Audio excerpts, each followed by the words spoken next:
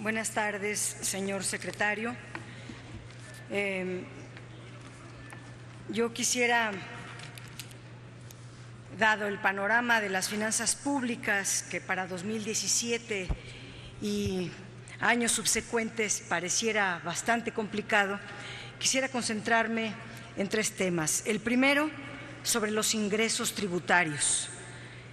En 2015 y 2016 fueron significativamente mayores a los estimados en la Ley de Ingresos de la Federación de esos años.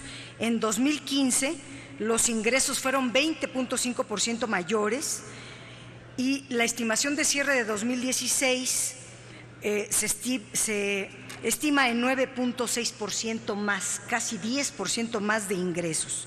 En volumen de pesos, en 2015 hubo 401,000 millones de pesos adicionales a los ingresos, o sea, ya el extra. En 2016 serán 181,000 millones, casi 600,000 nada más en 2 años, sin contar los 38,000 del 2014. Pero digamos 600,000 millones de pesos por encima de lo aprobado en la Ley de Ingresos de la Federación de estos años. O sea que no es falta de dinero, sino cómo lo aplicaron estos recursos. Los ingresos tributarios en 2017, dado que se reducen los ingresos petroleros, se va a compensar con un incremento de 13.4% de los ingresos tributarios. Pero me preocupa la recaudación del impuesto especial sobre producción y servicios a gasolinas y diésel, que aumenta 15.4% en relación a lo estimado al cierre de 2016, ya que van a modificar la fórmula para el cálculo del precio al público de los combustibles, para que el IEPS gasolinero ya no sea variable, sino fijo, y se aplicaría estrictamente lo que establece la Ley de Ingresos de la Federación para el IEPS. Debido a la liberalización de los precios que establece la iniciativa de Ley de Ingresos de la Federación. Esta liberalización sin duda va a ocasionar importantes incrementos a los precios de los combustibles. En la iniciativa de Ley de Ingresos de la Federación se comenta que se va a adelantar la liberalización al 1 de enero de 2017.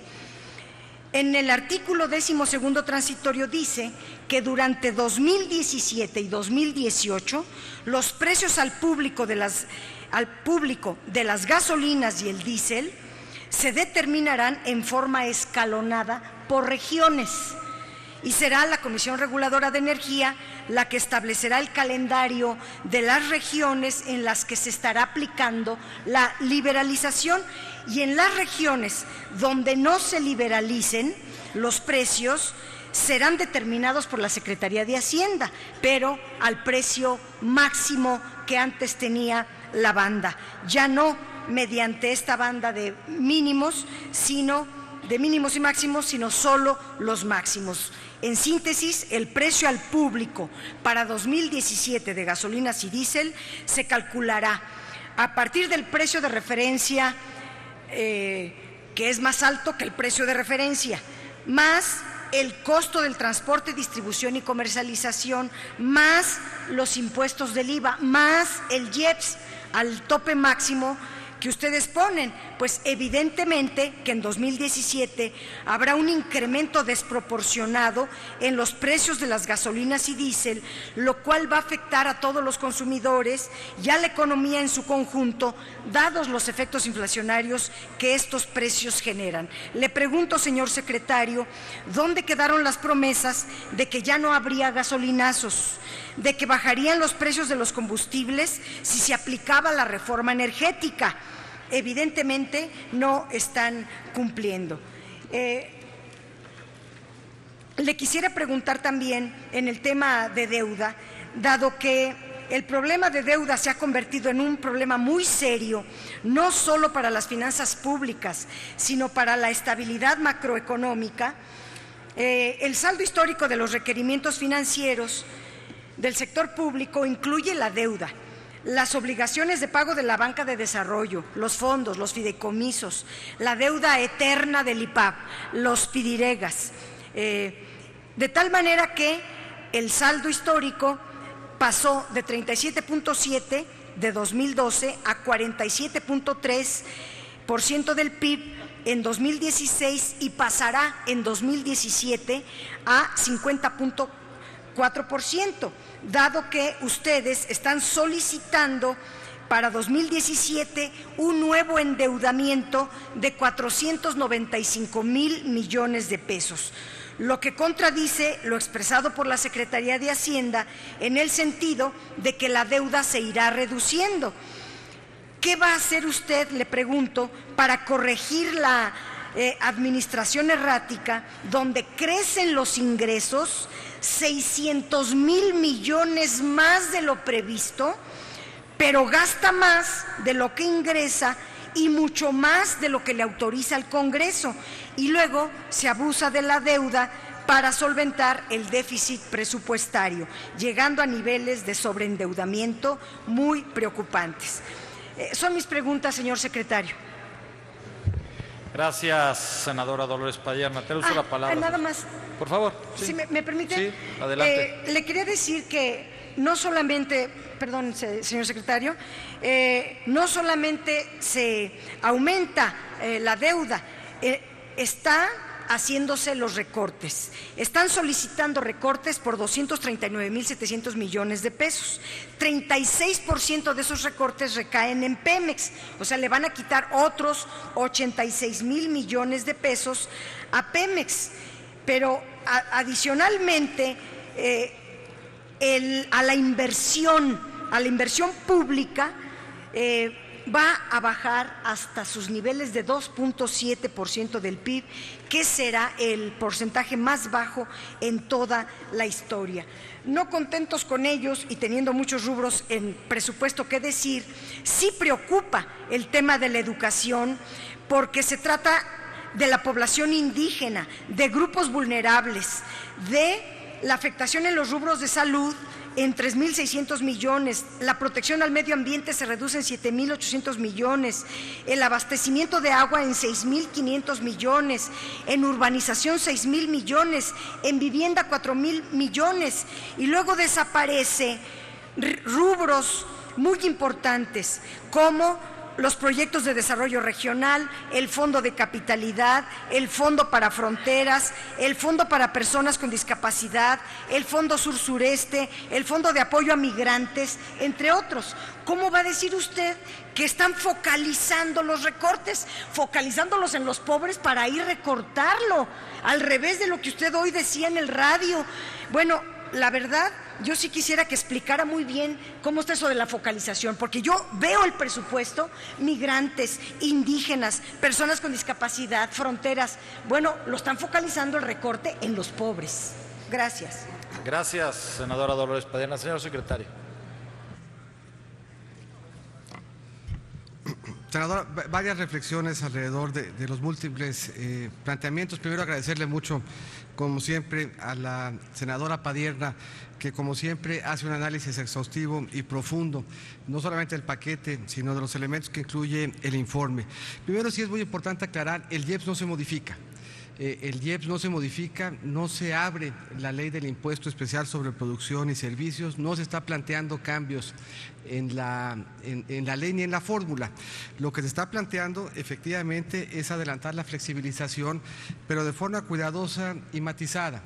Lo que se está planteando es que la liberalización no se traduzca ni se dé en aquellas regiones donde no encontremos, por razones técnicas, capacidad de competencia, para que la liberalización no se traduzca en abusos y que eso sí atentarían contra los más pobres. Lo que se está planteando es que el diagnóstico de dónde flexibilizar y de dónde liberalizar en consecuencia el mercado de la gasolina lo pueda dictaminar la CRE y la COFESE. Yo creo que es muy importante que el debate de la gasolina se despolitice tanto de la política como de la política tributaria.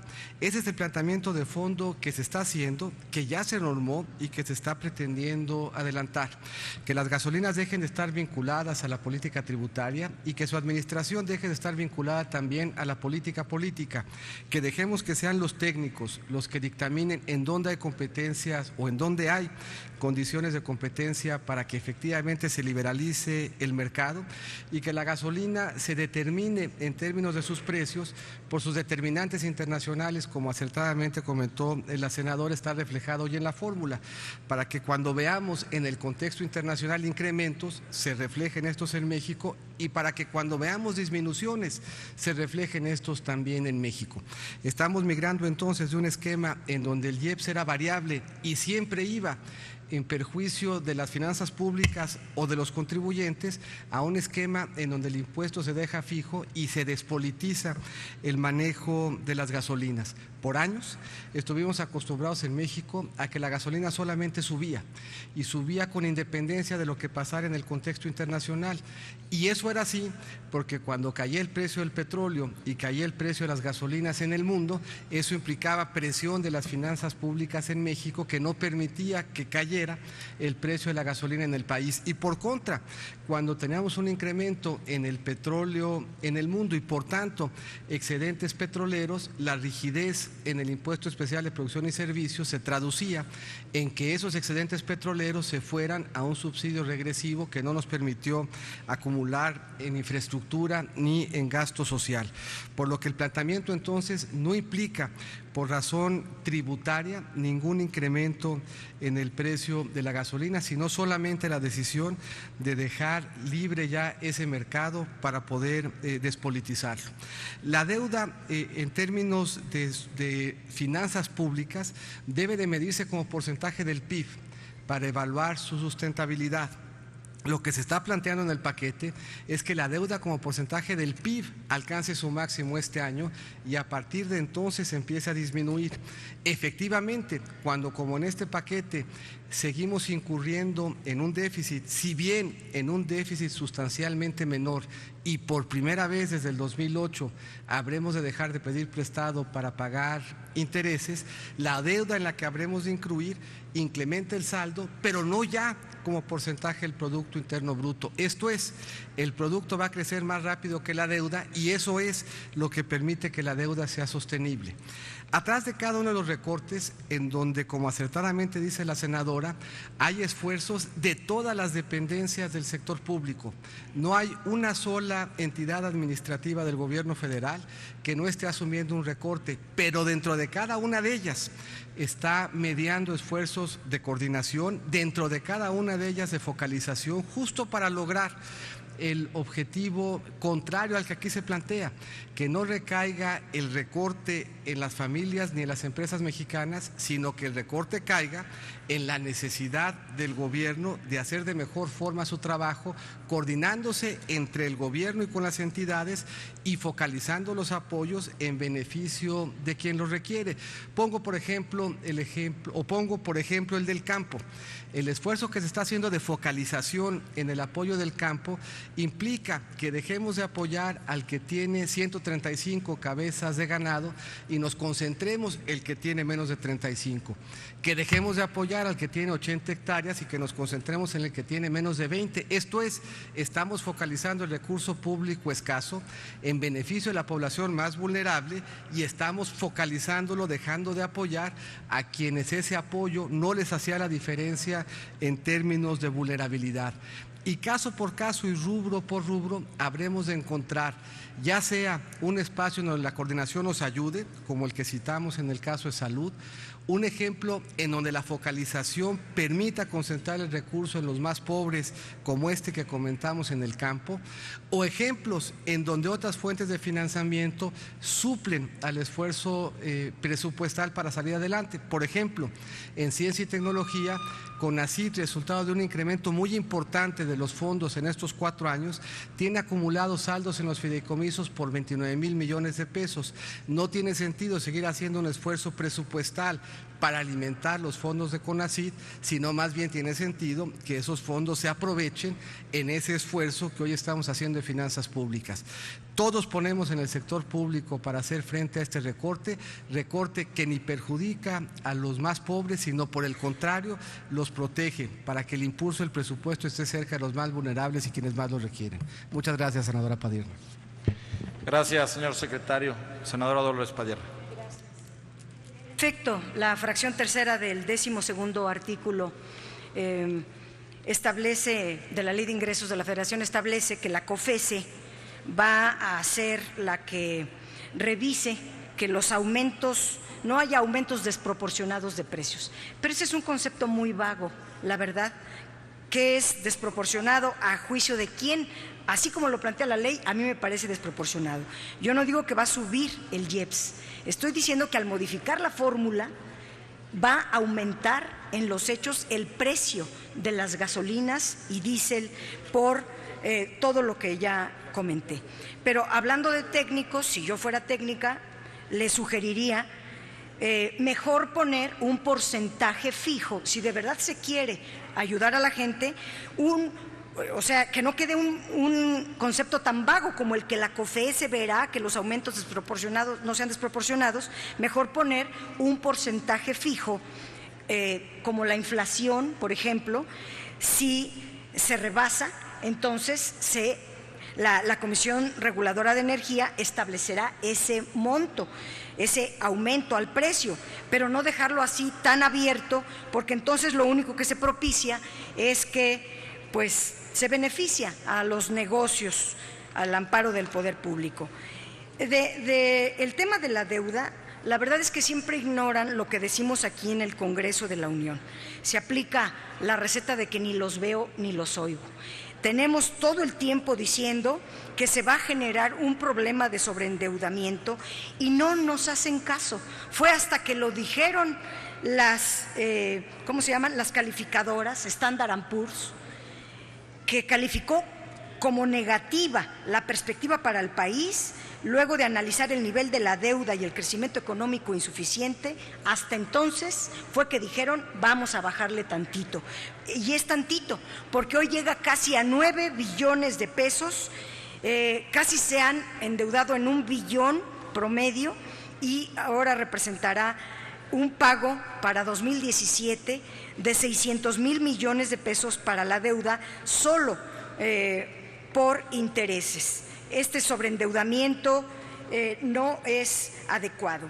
Y yo diría que, en síntesis, la Ley de Ingresos de la Federación, la iniciativa, propone un escenario de ingresos inercial muy parecido al del 2016, caracterizado por una caída de ingresos petroleros, un crecimiento de los ingresos tributarios, una subestimación de los ingresos para que luego quede un colchón que usa la Secretaría en forma discrecional, un comportamiento de los ingresos no tributarios que no incluye los remanentes del Banco de México, cual si no hubiera, no vaya a haber devaluaciones en el 2017.